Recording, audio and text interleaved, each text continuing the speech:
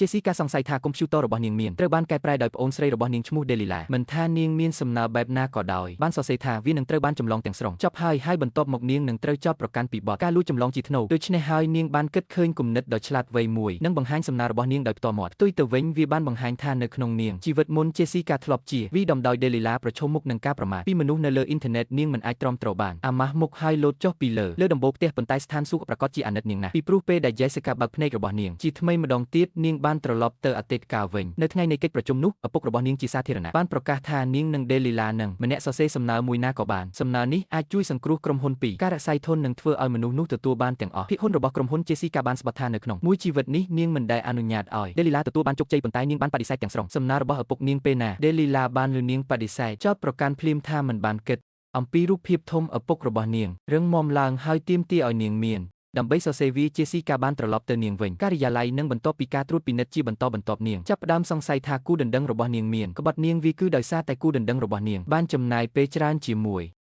Delilah ទោះបីជាបានលាក់បាំងហើយនិយាយថាវាគឺជាដើម្បីប្រមូលព័ត៌មានតែប៉ុណ្ណោះដូចជា Jessica បង្រួញការសង្ស័យរបស់នាងមកត្រឹមគូដណ្ដឹងរបស់នាងពូទី2របស់នាងបានមកសួរអំពីវឌ្ឍនភាពរបស់នាងសំណើសុំរៀបការហើយព្យាយាមលួចមើលនាងកុំព្យូទ័រ Jessica ភ្លាមបានដឹងថាពូរបស់នាងបានក្បត់នាងប៉ុន្តែទេពូរបស់នាងចាក់ចេញលឿនជាង Delilah បានបង្ហាញខ្លួនហើយសុំឲ្យ Jessica មើលថែសំណើរបស់នាង Jessica បានបើកសំណើហើយភ្លាមនោះមានការភ្ញាក់ផ្អើលព្រោះសំណើរបស់ Delilah គឺពិតជាអ្វីដែរ Jessica ទើបតែសរសេរបង្ខំខ្លួនឯងឲ្យនៅស្ងៀមហើយបញ្ជូន Delilah ចេញទៅនៅថ្ងៃបន្ទាប់នាងបានឬនោះ Lila បានយកសំណើដែលបានចម្លងដើម្បីជួបជាមួយមនុស្សដែល Jessica ពេញចិត្តដៃគូអាជីវកម្ម Jessica មានការភ្ញាក់ផ្អើលយ៉ាងខ្លាំងក្រោយពីគិតពិចារណារួចនាងក៏ដឹងខ្លួនឡើងវិញថានាងទើបតែលើកឡើងពីរឿងនោះដៃគូរបស់ឪពុកនាងប៉ុន្តែបន្ទាប់ពីនាងបញ្ចប់ការសិក្សាឪពុករបស់នាងបានទទួលងារជាសង្ឃឹមលើនាងមិនអាចជឿវាបានទេនាងស្វែងរកគ្រប់ទីកន្លែងប៉ុន្តែរកមិនឃើញឧបករណ៍ស្ដាប់ពេលនោះឪពុករបស់នាងបានមកសួរអំពីវឌ្ឍនភាពរបស់នាងហើយនិយាយថាការចរចារបស់ Delilah ស្មានបរាជ័យ Jessica បានសួរគាត់ដោយផ្ទាល់ថាហេតុអ្វីបានជា Delilah ដឹងអំពីដៃគូដែលខ្ញុំចង់បានធ្វើការជាមួយពេលណានាងបានឃើញឪពុករបស់នាងដោយនិយាយ Jessica ក៏យល់ភ្លាមគាត់មានបំណងផ្ដល់ឲ្យនាងជានិច្ចសំណើសុំទៅ Delilah មិនយូរប៉ុន្មានថ្ងៃនោះក៏មកដល់នៃសន្និសីទសារព័ត៌មាន Jessica បានរក្សាសំណើនេះមានតែនៅក្នុងចិត្តរបស់នាងប៉ុណ្ណោះហើយមិនបានសរសេរវារហូតដល់1ម៉ោងមុនព្រឹត្តិការណ៍នេះបន្ទាប់មកនាងបានដាក់វានៅលើ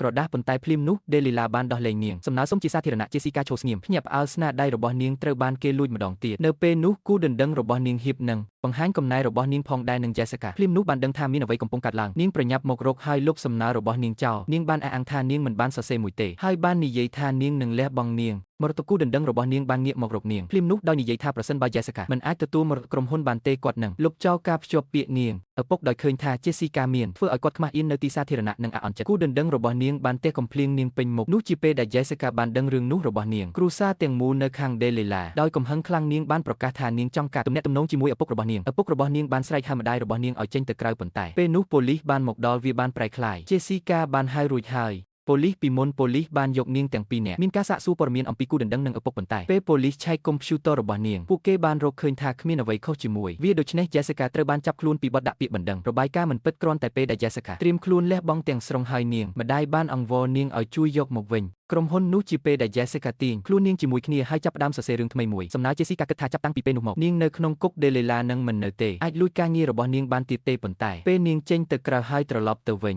ញក្រុមហ៊ុននាងបានរកឃើញថា Delilah បានលួចសំណើរបស់នាងរួចហើយម្ដងទៀតហើយឪពុករបស់នាងបានហៅរួចហើយប៉ូលីសដែលមានបំណងចាប់ខ្លួននាងម្ដងទៀតសម្រាប់ការលួចចម្លងប៉ុន្តែនៅពេលដែលគូដណ្ដឹងរបស់នាងបើកុំព្យូទ័រគាត់បានរកឃើញថានៅទីនោះគ្មានសំណើណាមួយនៅខាងក្នុងតតែសោះដោយបន្ទាប់មកប៉ូលីសបានមកដល់ឪពុករបស់នាងបានអះអាងយ៉ាងប្រញាប់ប្រញាល់ថា Jessica មានបានចម្លងសំណើរបស់ Delilah ហើយបានរំខានដល់ការបញ្ជាទិញរបស់ក្រុមហ៊ុនប៉ុន្តែ Jessica បានត្រៀមខ្លួនរួចរាល់ហើយនាងបានស្នើឲ្យពួកគេប្រកួតប្រជែងនៅនឹងកន្លែងដោយបង្កើតសំណើផ្ទាល់នាងបានបង្កើតចំណុចខ្វះខាតដែលលាក់ទុកនៅក្នុងខ្លួននាងរួចហើយផែនការពិតប្រាកដហើយនាងគឺជាមនុស្សតែម្នាក់គត់ដែរអាចជួសជុលពួកគេបាន Delilah មានទំនុកចិត្តបានយល់ព្រមនឹងបញ្ហាប្រឈមនេះមិនយូរប៉ុន្មានពីរនាក់បានចាប់ផ្ដើមធ្វើការលើសំណើរបស់ពួកគេ Delilah រងចាំដោយអន្ទះសារ Jessica ចាប់ផ្ដើមសរសេរប៉ុន្តែគ្មាននរណាម្នាក់រំពឹងទុករឿងនោះទេ Jessica ទូចង់បង្ហាញនាងសំណើដោយផ្ទាល់មាត់ Delilah គឺភ្ញាក់ផ្អើលនៅនឹងកន្លែងឪពុករបស់នាងនៅតែរក្សាជំទាស់ហើយគូដណ្ដឹងរបស់នាងនៅតែរក្សាមើលងាយនាងប៉ុន្តែ Jessica គឺបដិញ្ញាចិត្តបង្ហាញសំណើរបស់នាងនៅក្នុងតាមវិធីផ្ទាល់ខ្លួនមិនយូរប៉ុន្មាន Jessica និយាយចប់ហើយដៃគូអាជីវកម្មពិតជាមានចិត្តអាណិតអាសូរណាស់ចាប់អារម្មណ៍ទន្ទឹមនឹងនេះ Delilah ខឹងខ្លាំងណាស់មាត់របស់នាងរអ៊ូទាំដោយកំហឹង